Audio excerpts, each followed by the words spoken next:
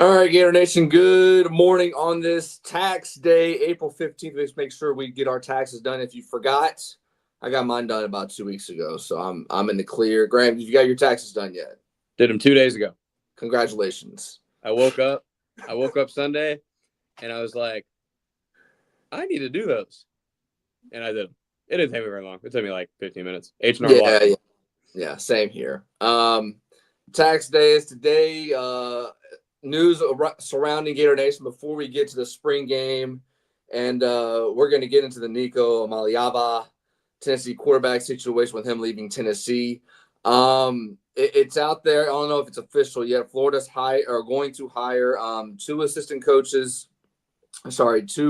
two coaches to help with the offensive line. Roy Stavin and James Carpenter. Roy was an assistant O-line coach for the Eagles or Browns the last couple of years, and Carpenter was a guard in the NFL for the last from 2011 to 2021.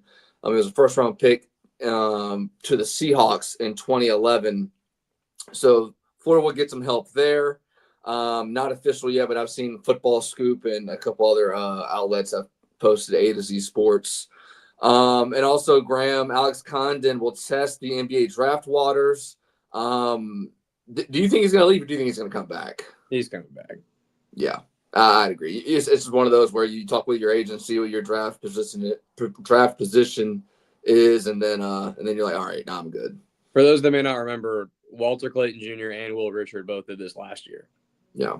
Unless the only time they actually end up leaving in these scenarios is when they go and somebody reputable is like, yeah, no, you're a lottery pick.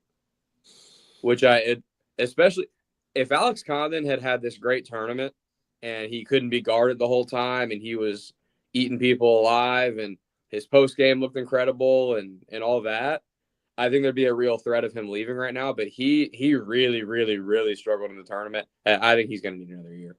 Yeah, I'd agree with you. He might be at best a second-round pick if he does go to the draft. And we all know that's a G League project overseas. Basically, you ain't making the NBA if you're a second-round pick. Yeah. So, all right, Graham, let's hit up the DJ Lagway news before we get to our observations of what happened in the spring game from what we saw from the highlights, because it went on TV. DJ Lagway, Napier came out and said he's fine. He expects him to throw in a couple weeks. He'll be 100% for fall camp and OTAs. I don't know about you, Graham, but when I saw Lagway taking snaps in the spring game, I know he wasn't throwing, but from everything we've heard from Mark Long coming on our radio station on 1010XL and saying that, he's had a problem with his shoulder, that it's been a recurring problem since high school. They thought it would be healed by now, and it hasn't. Again, this is coming from him. No one else has really reported on this. You would assume this is coming from Lagway's camp that he's been told, because obviously Florida hasn't said anything about his injury specifically. On a scale of 1 to 10, when this news came out at the beginning of spring, I was at a 3 or 4. I was like, I think he's going to be fine come summer and into fall camp. And it seems like it's going that way. What was your observation when you saw Lagway taking those snaps now that you hear that he's going to be fine? It looks like he's going to be fine in the summer until fall camp. I mean, it seemed kind of pointless to put him in the game just to hand the ball off, but whatever. I don't really care that much either way, Dylan. My worry level, I think, for the most part, stayed below a 5. To your point, good to see him out there in pads. He was out there in pads most of spring ball and practice and whatnot. Like you said, obviously not throwing, but look, man, if it's a precautionary thing and, it's just, hey, let's just take these next couple of months meaning back in like February before spring ball started and just take it easy. Don't rip it too hard and injure your shoulder more than it already is, and not give it the proper chance to heal before the season. And then, fall camp, let's spin it and let's ride all gas, no brakes. If that's what's going on, fine. I won't have a huge issue with it. If the surgery thing could have been done, it's still kind of aggravating to me. I mean, to me, forget the ball. People keep saying the bowl game. Forget the bowl game. If he needed surgery, why didn't he just get surgery after the day after the Florida State game? Yeah. Florida State game's over. That's Thanksgiving week. That's Sunday or that Monday. Let's get this going, man. That's early December. He'd be pretty much ready to rock and roll by now if I'd, or he might not quite be right, but he'd obviously for fall camp. Whatever. Bottom line is if he's showing for fall camp and he can spin it and he looks like DJ Lagway, none of us are going to really care about this. The main thing I just am hopeful for and just want to make sure happens, Dallas Wilson looks like a dude. Yeah, that was the next thing I was going to bring up. That was the major takeaway from the spring game. Like he looks like one of them, Dylan. Like one of those guys that, you know, I think he's a great player. Eugene Wilson's really, really good. People that aren't following like the Gators or SEC ball like that, people that are in the I want to say Pac-12, people that are in the now Big Ten over in the West Coast and up in the Midwest watching that football, those guys a lot of times aren't going to don't know who Eugene Wilson is. I feel like they're going to know who Dallas Wilson is 4 or 5 weeks into the season. And I can tell you that you agree with me here. Somebody like that, somebody like Eugene Wilson, who is getting back, somebody like Vernell Brown, I need them and Lagway getting reps. So if Lagway can get back sooner than later and they get all the reps they need and they're humming by the time the real stuff starts, then I won't talk about this. Now, if they're off and they lose a couple of games because they're out of sync first couple of weeks and they go to Baton Rouge and DJ Lagway and Dallas Wilson are off on timing or something, then this is going to pop back up and this might be a problem. Yeah, I think the biggest thing, aside from the performance he had, whatever it was, 10 catches, almost 200 yards, a touchdown here and there, it was like it wasn't a surprise to anyone on the team, the coaches and players. They're like, yeah, we've seen this in spring. Yeah. We expected this from him. God bless. It was the quarterback that was on his team. I can't remember if it was in one or not, but they were like, oh, I saw he was on my team. Oh, I'm going to feed him the ball. I'm going to feed him the ball like a lot. And you saw that was clearly the plan. I'm not calling him Jeremiah Smith, but I'm just saying it sort of reminds me of last year when Jeremiah Smith had been at Ohio State practice for some time at that point, and the media hadn't seen a bunch of practice yet. And they asked Ryan Day if Jeremiah Smith was going to see the field a lot this year. Ryan Day looked at him like, yeah, he's going to see the field. Yeah. It kind of reminded me of that. It's like, is Dallas Wilson going to get a lot of targets? Like, yes. Is he out there? Is he in pads? Yeah, he's catching the ball a lot. Yeah, Jeremiah Smith is, I mean, if he continues what he did last year for the next 2 years, he's going to go down as one of the best receivers ever. And, I mean, I don't know how much you followed when he was in high school. I mean, he did the stupidest things that, like, didn't make any sense. And you're like, this kid's in high school. Yeah. Like, think about it. This guy was making plays. Nobody could cover him in college football last year. And he was a senior in high school a year prior in 1A in the state of Florida. And it wasn't like he was playing against 1A schools. Like, he's playing against Miami Central and American Heritage and St. Thomas, like the big boys in that city. And he was doing that. I don't remember Dallas Wilson like that kind of hype when he was in high school. Like, I remember being big news, obviously, whenever he came to Florida. But if you look at it right now, man, I mean, our lifetime as a Florida fan watching them goes back to what, 06, 05. There has not been a dominant receiver that time in and time out will go get the ball deep downfield. I know people can say Percy, but Percy wasn't like just a true receiver. Percy was a chess piece that you put all over at running back, the slide, out wide. Didn't matter. Dallas Wilson feels finally like that true receiver that DJ Lagway can have that can extend the field, and you're not hamstrung to, no pun intended, to Eugene Wilson's injuries. Because, I mean, last year, Eugene Wilson gets hurt, and it's like, golly, okay, we got to have somebody. And then, Elijah Badger started to come along, and DK came along. Now it's like, okay, we have all these dudes, and they all seem to be deep threats down the field. And also red zone.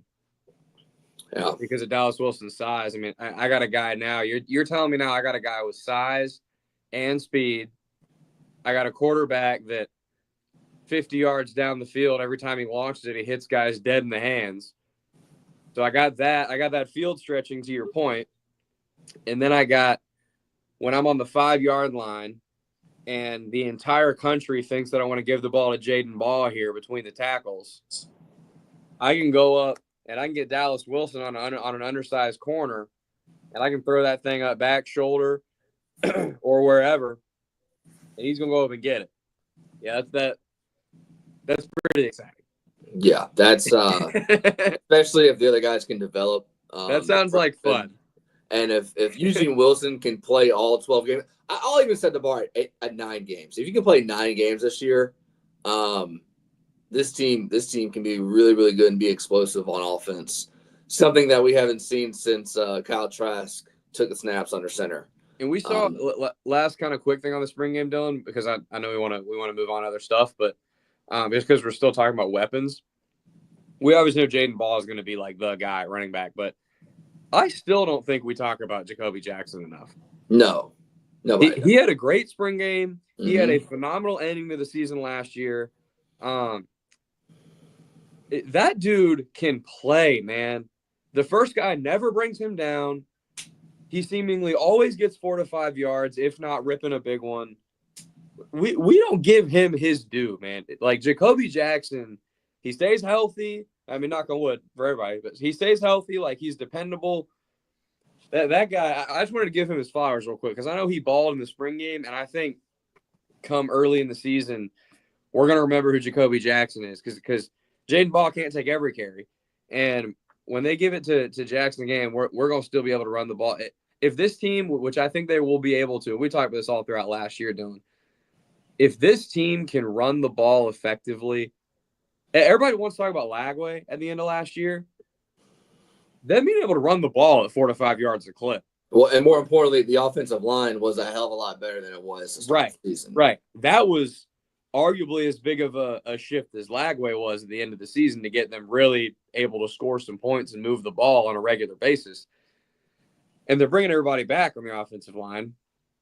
And you got the same backs, at least the guys that really gave you a pop. No disrespect to Montrell, but it was really the other 2 guys that they gave you something, plus hopefully K.D. Daniels this year. But if they can run the ball again at 4 to 5 yards a pop, then you're going to see Dallas Wilson score some touchdowns and have some explosive plays. You're going to see Vernell Brown get involved. You're going to see Eugene Wilson. Like, they're going to be a problem for people assuming they can run the ball efficiently. Yeah. 100% agree. Jackson, I forget what his total yardage was. I know he got that 90 yards. Dallas Wilson and he were the 2 main guys. Pop Howard didn't play. A couple of linebackers shined. That was pretty much the only thing I saw. I was running a lot of errands and stuff, and I just saw, a couple tweets here and there, read some stuff. And Florida's attendance was 56,000. Obviously, a lot of it had to do with, I'm sure, them celebrating the national championship at halftime for the basketball team. Because if you look everywhere else, and this kind of ties to with the whole Nico Iamaleava, how I think a lot of fans are kind of tuning out of at least going to college football, not so much on TV, which is obviously where they make their money. Florida spring attendance was 56,000. Everybody else was under 40. When you look at the last couple of years, like Alabama, Georgia, Ohio State, a lot of those places used to sell out. They would get 80, 90,000 people, sometimes even 100,000. And now it's like it's whatever. It's almost like it's always been a glorified practice, but now people are like, seems like people know that it's a more of a glorified practice, and they're not going to sacrifice their Saturday, even if the attendance or the admission's free, to go see their team. So that was good to see for Florida, and everything for on that standpoint. Well, and the spring portal and stuff too, I think has as much to do with it as anything. Is it's like, how can you?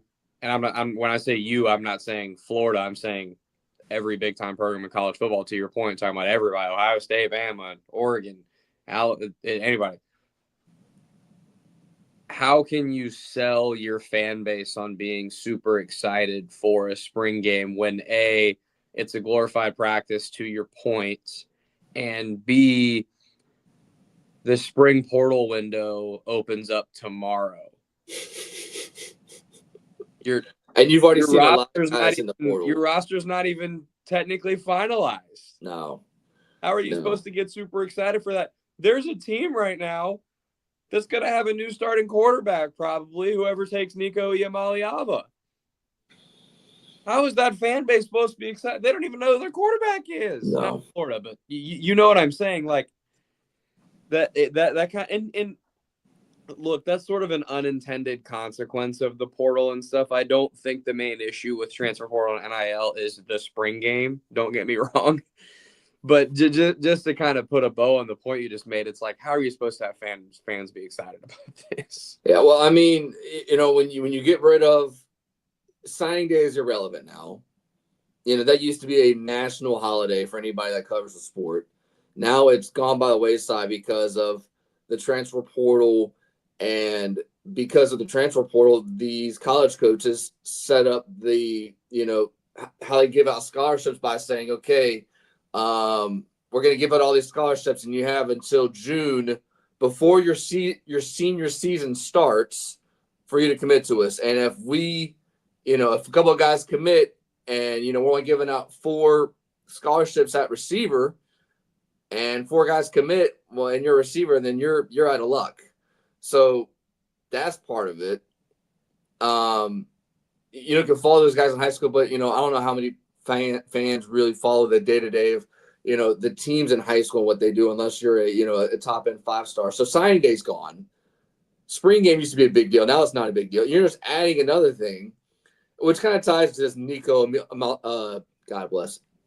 Can you say his name, Graham? Iamaleava?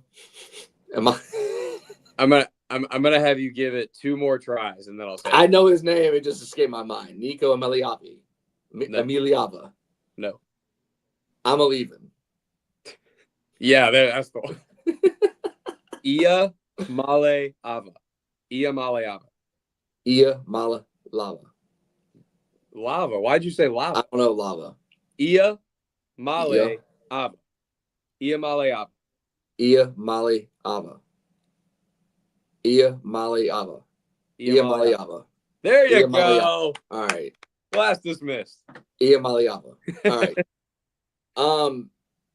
So if you haven't seen by now, he was getting allegedly $2.4 million. He wants $4 million. Apparently, according to Josh Pate, which I was watching his show on Sunday, he's did an incredible job of his show on Sunday night. If you haven't seen it, go check it out. Josh Pate's college football show that he does on YouTube. You can get on podcast platforms anywhere. He was going to hold out before the playoff game because, according to his representation, his dad, yes, and the NIL is good. It's for 12 games, and yes, it could be for the conference championship if it's that 13th game. But the main reason why he's in the playoff is because, well, his representation is one of the main reasons why they're in the playoff. So he should be paid X amount of dollars, like the NFL. Like the NFL, you get paid your whatever for the regular season, and then once you get to the playoffs, you get paid additionally. Well, Nico thought that. Luckily, he didn't hold out, and apparently it's happened to a couple other players and a couple other teams that made the playoff. Luckily, it didn't happen. So they get into this, this bidding war, and Josh Heupel's like, "Yeah, if you're trying to play this game, we're out on this. We're not going to give you the $4 million." So now he's in the portal. Because he hit the portal and it's in the spring window, he cannot transfer to anyone in the SEC. So he can go to the Big Ten, the ACC, the Big 12. He's a California kid, right? Yeah, so he's from California. I've seen that a couple of sports books have had USC and UCLA as the favorite to land him, which who knows what that means. Colorado is one of the teams that's surfing. You were going to say something? Well, yeah, Dion tweeted a couple of days ago. He's like, "We're good." Okay, so Dion's been one, so I missed that. Dion's been one of the teams that said that we're good. Bill Belichick in North Carolina said we're good. I seen that last night. So there's already 2 teams. I don't know who's going to voluntarily, unless you are completely desperate, a head coach going to raise their hand and sign up for that. And here's the main thing that I'm going to take away from this. Everyone's going to hammer the kid. And we've had people say that Nico's a great kid, but it's the dad that's the lunatic. You don't blame the kid. Blame the parents that put the kid in this position because they think that he's the greatest thing since, sliced bread, and the dads want to live the kid's dream through him. And make money through him. Yes. So here's my problem, Dylan. I think there's a lot of comparisons to make between Nico Iamaleava's situation and Jaden Rashada's situation when he was coming through in high school, and everyone listening knows what happened with Jaden Rashada. The number one takeaway I have between guys like this is, Carnell, what's up, yo? What's going on, bro? Appreciate you tapping in. Rob, appreciate you tapping in. You look at those two guys, and I don't think it's a large percentage of college football players across the country. I think it's a small percentage, but I think it's a shame with the guys that it is, because I agree with you. I think it's the parents that get involved, these other people in their lives that get involved that are greedy, and they're the ones pushing the buttons, not the kids. When we talked about the Jaden Rashada situation back when it happened, and now talking about Nico, those back channel conversations, Dylan, that their representation is having with the schools and the coaches and the collectives and whatnot to get these contracts sorted out. How much of that conversation do you think, what percentage of that conversation do you think football is the main topic? None at all. And that's Zero. the shame. That's the shame. Like, Nico was an all-world high school guy. He was, I believe, the number 2 quarterback in his class, right behind Arch Manning in 2023. Mm-hmm. Everybody wants him, okay? For a reason. Dude was a baller, right? Dude was balling in high school, was one of those guys that people felt like was going to come into college, could really spin it, could elevate a team, and could really, blow the ceiling off of what a team's potential could be, because he's the type of guy that can get it to your receivers 40, 50, 60 yards down the field, kind of like DJ Lagway is in Gainesville. The problem is when the most influential people in your life, i.e. your representation, i.e. your parents, or whoever else is being that kind of figure for you, and all those people care about is the highest bidder and who's going to pay you the most money, and you're not really worried about it, you're not really locked into what's the best situation for me, what's going to develop me the best, what's going to put me in the best position 2, 3, 4 years from now to be ready to try to play on Sundays, what is going to make me the best possible college football player I can be. And if I'm a quarterback especially, what is going to make me the best possible leader I can be? What is going to get me in that situation? And again, I think it's a small number. I don't want to try to make it seem like that's all anybody's worried about, because DJ Lagway's not doing this. You look at last year, Jalen Milroe wasn't doing this. Jeremiah, he's not a quarterback. Jeremiah Smith's not doing this. Jeremiah Smith could have hit the portal right after the national championship game and could have gotten paid easily. Not that he's not getting paid already, but he's got paid a lot more somewhere else. Easily. And look, I think you're going to agree with me on this, that like players getting paid in a vacuum is objectively a good thing, in my opinion. 100%. How it's going, I think all of us agree it needs fixing, it needs tweaking and all that. But the general principle of players getting to be compensated for what they do on the football field and for all the money they're making these universities, objectively a good thing. That said, and this is true in the NFL too, and because people like to compare that and say, well, you don't do this. This is true in the NFL as well, where players and their representation get lost and where they fall short, in my opinion, is when they fail to keep the main thing, and the main thing is ball. You need to get paid. It needs to like DJ Lagway is getting paid handsomely by Florida Victorious, and It's all going well, and that's important. But I think DJ Lagway wakes up every day, and the number one thing on his mind is, how can I be really, really good at football? Money's here. I want to make money. That's great. That's awesome. But I'm trying to ball. And Nico did not have a good season last year, Dylan. That's kind of the crux of all of this. If Nico was – if he was at the Heisman ceremony last year and he had thrown for a bajillion touchdowns and was lighting every defense on fire, then I think this is a different conversation. And I think Tennessee would have paid him. Yeah, before this whole thing went down, Tennessee was expected to win 8 at max 9 games. Yes, Dylan, he threw 9 touchdowns in the SEC. And that guy's in the paid. SEC. And to give you some context, $2.5 million is what maybe the top coordinator in the country is getting. Right. Offensive defensive coordinator. Right. So you're getting paid more than everybody except your head coach. Dylan, this guy was trying to cash in on what he did against Kent State. Because they scored 71 points against Kent State. Big freaking whoop, dude.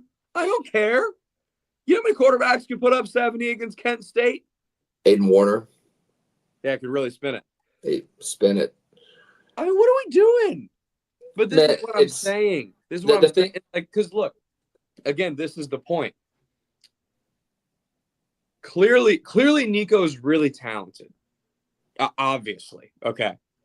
He's obviously has a ceiling that's top quarterback in the country type of ceiling. He has not realized that yet, but obviously he has the ability to get there within him in terms of arm talent, all that. But if you and your representation don't have the self-awareness to not ask for a gross pay raise after throwing 9 touchdowns in the SEC, do you think you and your representation is going to have the self-awareness to get better after throwing 9 touchdowns in the SEC and work on your weaknesses and really have hard conversations with yourself and look at some film that's not so fun to watch and improve? Do you think those two things go together? Of course not. No. This dude's going to be the same player next year. And if he goes and plays in an easier conference and an easier schedule, he may put up numbers because he's that talented. That don't mean he's any better. Yeah. That don't mean when it comes playoff time and you got to play the big boys, you're going to do anything.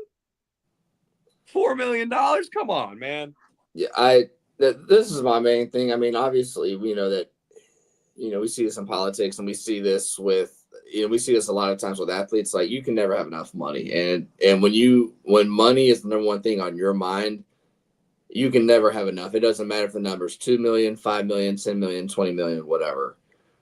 And now more than ever, I think Congress has to get involved somehow. Somehow there needs to be, and we've said this over and over again, but like, this has to happen. Some kind of legislation has to get passed, because hopefully this is one of the main things where we look at college football in the 2020s, where you look after COVID and you've had the transfer portal and you've had the NIL, and we look at this 10-year window as like the lost decade of how, because documentaries going to be made on this, man. Like, you're going to look in 10, 20 years, there's going to be a documentary on Rashada, Nico, and I'm sure there's going to be others that we don't know about that are untold, how crazy everything was at the beginning of NIL. And hopefully this is like the bad part of college football, because if this continues and there's no legislation for contracts and there's no, boundaries on what you can do, the sport of college football is not going to hold up, man.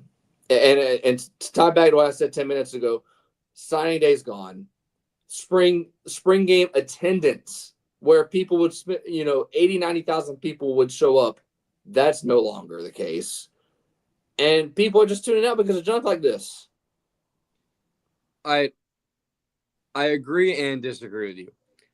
I agree that Congress needs to get involved. I agree that it's time to call these players employees. I agree that it's time to let the schools pay them directly, have contractual have more regular contractual contracts like the rest of us in the world do with our employers and all that. I agree with all that. Where I'll push back a little, and this may not be what you're saying, so if it's not, forgive me, but I do think that this stuff needs to get fixed, like I said. But I do think Jaden Rashadas of the world and Nico Iamaleavas of the world, I do think those are few and far between guys. I don't think I don't think he is a symbol of what's to come. No. Yeah, so I agree with you there. So, like, and kind of the reason that I feel that way is like, okay, back to the football part of this for a second. Like, Nico was across the entire country last year. Was he a top 10 quarterback? I don't think so. No. Maybe top 15, like back into the top 15 or somewhere in there. He was probably in the teens somewhere, right? He was fine. It maybe even worse, honestly. He did not play well against Florida. I mean, 9 touchdowns in the SEC is nothing to write home about. But anyways, he was not one of the top QBs that everybody was talking about when they were talking about the main guys, right? He wasn't Cam Ward last year. He wasn't Shadur last year. He wasn't even Lagway last year when Lagway came in, and all these guys, right? Why do these issues not seem to happen with the top players in college football at each position? I don't think I'd probably say because they like where they're at, and well, that's what I'm saying. Those guys they want to get paid. They want to get paid what they deserve, and rightfully so, and all that. And they figure that out in the offseason with the collective, and they come to a reasonable deal and all that. But those guys, once that happens, they care about ball. They're like, all right, I got my deal. I'm cool with it. Now let's go play football. And these guys where money is the main thing, I just never see a world where they're going to be the best players in the sport. And because of that, the sport is a little bit lucky in that regard. Because it's like we said a minute ago, imagine if Jeremiah Smith was like this. Like, that would suck. Like, and I know some people will be like, oh, it'd be great if you left Ohio State. But, like, in general, the best overall player in the sport sitting there just shopping and saying, name your price for everybody, that's not a good thing for the sport. No. But the fact that Nico Iamaleava is basically an average quarterback doing this, it's kind of like, so I think Nico, to kind of extend this conversation, Dylan, to sort of the next leg of this is, I don't think he's a symbol of like the bigger portion of college football, but I do think what happens with him and where he ends up and who he ends up playing for, what that contract looks like, I do think that will have some ramifications. Because if he goes somewhere and gets what he's asking for, that is a sign of more of the same. That players can still just hold guys completely hostage, and programs are kind of just out of luck. They can't really do anything but just back up the Brinks truck for these guys, and they can't hold them to anything reasonable. But if my suspicion happens, which I think this might happen, I don't think Nico's even going to get what his original contract was at Tennessee. Probably not. It's definitely not. You're not getting $4 million anywhere else, man. I think he's going to struggle to find a team that is going to A, make him the unquestioned starter, and B, pay him that type of money that he's looking for. I don't believe there's as many programs out there that are going to be willing to do that as he and his camp probably thought when they told Tennessee they were willing to leave. Yeah. I don't think – I mean, maybe UCLA, I don't really know what their situation is, and I don't know if UCLA's got money like that. I don't really know. I'm not really sure, but North Carolina already backed out, man. They're already like, we good. Deion Sanders tweeted. He publicly tweeted, we're good. Yeah. He was like, God bless the young man, but we're good. Dylan, what if he ends up making $1 million or less and playing for Tulane? Well, and here's the thing. That's one of the main reasons why, this will be the last thing I say, one of the main reasons why a lot of guys hit the portal is because their representation tells them, hey, if you hit the portal, you're going to get X amount of dollars. And then they hit the portal, and they're like, oh, no, it's half of what we thought it was. And then you're screwed. And then once you hit the portal, the team that you just left isn't guaranteed to put you back on the team, and then you're out of luck. Like, something that most fans don't know is that a lot of the kids that enter the portal stay in the portal, and they don't get picked up. Yeah, because limbo, there's not enough players. So, yeah, I'm glad this came to light. It's like even a job when you don't have the next one lined up. Yeah, I mean, I'm glad this came to light because, one, people are going to learn from this, and two, I mean, had Nico gotten paid at Tennessee, people are going to fall in line, and then every other team's probably going to follow suit with that. So, glad that happened. I guess it's good for Florida in the long run. I'd much rather play, I guess, the backup of Nico rather than play him come the second to last week of November, which is stupid. Well, Andy Staples said on his show that he seems to believe that tomorrow when the spring – it is tomorrow, right? April 16th? Yeah. Yeah. That when the spring portal window opens tomorrow, he seems to think that a quarterback around the country that it can't be an SEC guy, but a quarterback around the country that we're not expecting is going to hit the portal with a do not contact tag, and he gonna go to Tennessee, whoever that may be. Yeah. So he seemed to think that Tennessee not only said goodbye to Nico because of the money situation and everything, but they also kind of did their due diligence behind the scenes, and they've got somebody there already. Yeah. They're not going to start the season with Merklinger, dude. There's no way. No. There's no shot. No. So we'll see. I mean, whatever it is, I'm sure it'll happen soon. That's like Florida starting the season with Aiden Warner, bro. Yeah, it's not happening. There's no way. I mean, you're going to know here pretty soon because, I mean, coaches aren't going to wait on a quarterback, and, you got to learn a whole playbook. And granted, spring ball is about to be done, but you're going to have summer OTAs and then fall camp. So I'm sure that decision is going to be made here pretty soon. So, all right, Graham, I got to roll. This was fun. Appreciate everybody popping in. Spread the word on Facebook and YouTube, and we'll talk to you next week.